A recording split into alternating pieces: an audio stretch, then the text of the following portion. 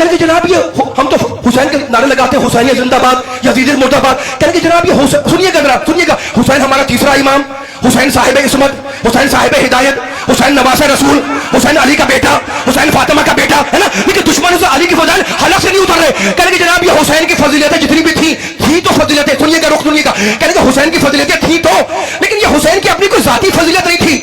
अच्छा भाई, अगर जाती फजीलत नहीं, सुनने वाली वालों, अगर जाती फजीलत नहीं थी तो फिर ये था क्या? कहने के ये तो मोहम्मद की गोद का नतीजा था। हुसैन की, आपने जुमले को तवज्जो कर ली तो मुकम्मल हो गई मेरी आज की तकरीर। कहने के भाई हुसैन की जितनी खूबियां थी वो उनकी अपनी जाती खूबी नहीं थी, तो फिर क्या था?